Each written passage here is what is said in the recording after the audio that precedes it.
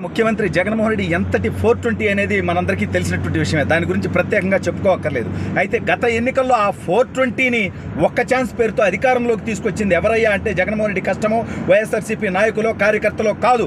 వీళ్ళందరికీ మించి జనాల్ని మోసం చేసి ప్రలోభపెట్టి జగన్మోహన్ రెడ్డి ముఖ్యమంత్రి స్థానంలో కూర్చోబెట్టింది ఐప్యాక్ అనేటువంటి ఒక సంస్థ. ఈ సంస్థ తన పొలిటికల్ స్ట్రాటజీతో ఆ రోజు ప్రశాంత్ కిషోర్ కూడా ఉన్నాడు. అయితే ఇప్పుడు అదే ఐప్యాక్ సంస్థ ఏపీలో మూసివేయబడింది. అసలు ఇంతకీ ఏం జరిగింది, ఏంటా కథ అనేది ఈ వీడియోలో వివరించబోయే ముందుగా ఇప్పటి వరకు మన ఛానల్ సబ్స్క్రైబ్ చేయని వాళ్ళు ఖచ్చితంగా సబ్స్క్రైబ్ చేయండి. ఇక విషయానికి వస్తే జగన్ అనే ఒక 420 మీద సింపతి క్రియేట్ చేసి రాజన్న బిడ్డ క్యాన్సర్ గడ్డ అన్నట్టుగా ఇవాళ రాష్ట్రానికి తయారు చేసి పెట్టింది కేవలం ఐప్యాక్ అని చెప్పుకోవచ్చు. ఎందుకంటే ఈ ఐప్యాక్ ద్వారానే కోడికెత్తి డ్రామా వేశాడు, కమ్మ కులం మీద విషం చింపాడు, లేనటువంటి పింకుడైముడు ఉందని చెప్పి ప్రజలందరినీ మోసం చేశాడు, కమ్మ వాళ్ళని 35 మందికి డిఎస్పీలుగా ప్రమోషన్ ఇచ్చారని చెప్పి ఫేక్ ప్రచారాలు చేశాడు. ఈ రకంగా జగన్మోహన్ రెడ్డి అధికారంలోకి రావడం కోసం ఎన్నో కుట్రపూరితమైనటువంటి ఆలోచనలు, అందులో అత్యంత నికృష్టంగా వాళ్ళ బాబాయిని వాళ్లే గొడ్డలతో నరికి నరికి నరికి చంపుకొని దాన్ని చంద్రబాబు నాయుడు గారి అకౌంట్లో నారాసుర రక్త చరిత్ర కింద వేసినటువంటి నికృష్టపు చరిత్ర కూడా ఇదే ఐప్యాక్ది. అయితే జగన్మోహన్ రెడ్డికి ఇంకా ఎన్నికల రిజల్ట్కి దాదాపు 14 రోజుల సమయం ఉండగానే వైఎస్ఆర్ కాంగ్రెస్ పార్టీ చేతులు ఎత్తేసింది. వైసీపీ ఘోర ఓటమి చెందుతుంది అనేది ఒక సంకేతంగా ఐప్యాక్ పంపించింది. ఏంటయ్యా అంటే విజయవాడలో భారీ ఎత్తున దాదాపు 5 అంతస్తుల భవనంలో ఎన్నాళ్ళు నడిపినటువంటి ఐప్యాక్ కార్యాలయాన్ని అంటే ఆంధ్రప్రదేశ్ ఐప్యాక్ కార్యాలయాన్ని పూర్తిగా ఎత్తివేసి ఐప్యాక్లో ఉన్నటువంటి ఉద్యోగులందరూ కూడా వెళ్ళిపోయినట్టుగా తెలిసింది. అంటే జగన్మోహన్ రెడ్డి ఎంతటి 420 అంటే తన ముఖ్యమంత్రి స్థానంలో కూర్చోబెట్టింది ప్రశాంత్ కిషోర్. ఆ ప్రశాంత్ కిషోర్ దగ్గర నుంచే ఐప్యాక్ని లాగేసి రిషిరాజ్ అనేటువంటి వ్యక్తి చేతిలో అంటగట్టి తన ద్వారా ఈ ఎన్నికలకి జగన్మోహన్ రెడ్డి అనేటువంటి వ్యక్తి పని చేయించుకున్నాడు. గత ఎన్నికలకు రిజల్ట్కి ముందే జగన్మోహన్ రెడ్డి ఐప్యాక్ కార్యాలయానికి పోయి థ్యాంక్ యూ, మన ముఖ్యమంత్రి అయితానం, భారీ మెజారిటీతో గెలుస్తున్నామని చెప్పాడు. ఈసారి వెళ్ళకపోతే జనాలకు డౌట్ వస్తుంది కాబట్టి ఒక అరగంట టైం కేటాయించుకుని అడిగి పోయి 151 కంటే ఎక్కువ వస్తాయని కారు కూతలు కూసొచ్చాడు.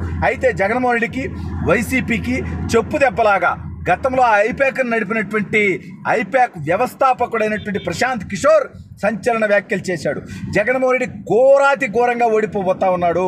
తెలుగుదేశం, జనసేన, భారతీయ జనతా పార్టీ కూటమి ఘన విజయం సాధించబోతా ఉంది ఆంధ్రప్రదేశ్లో. రాసి పెట్టుకోండి, జగన్మోహన్ రెడ్డి గెలిస్తే ఇక నేను అనేవాడిని ఈ ఫీల్డ్లో ఉండటమే వేస్ట్.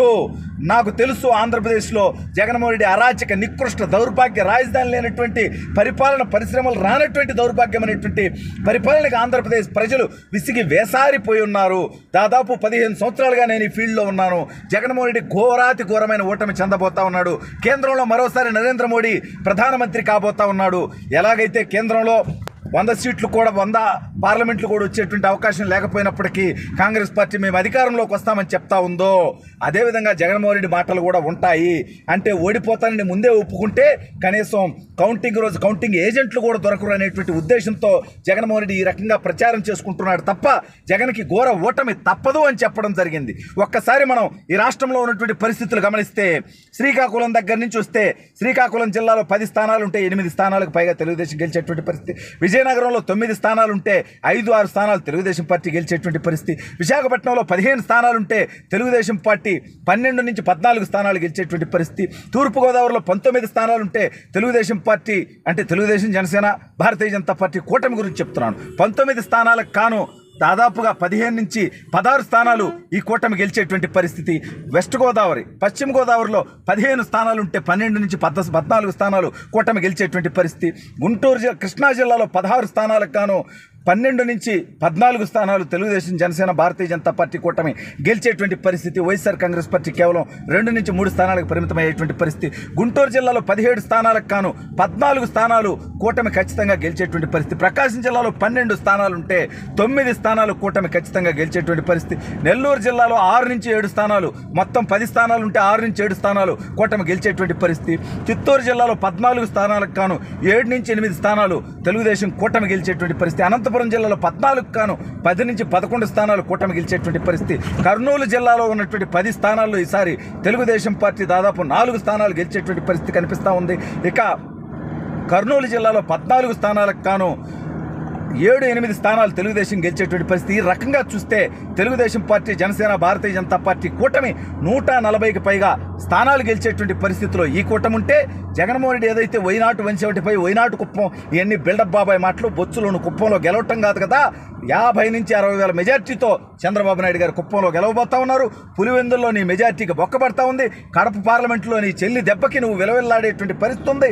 రాష్ట్రంలో నీకు 30కి మించి స్థానాలు వచ్చేటువంటి పరిస్థితి లేదు అనేది ఐపాక్ కూడా తెలుసు. కాబట్టే ఎన్నికల రిజల్ట్ ఇంకా పూర్తిగా రాకముందే, జూన్ 4వ తేదీకి ముందే ఐపాక్ కార్యాలయాన్ని ఏపీ నుంచి పీకేశారు.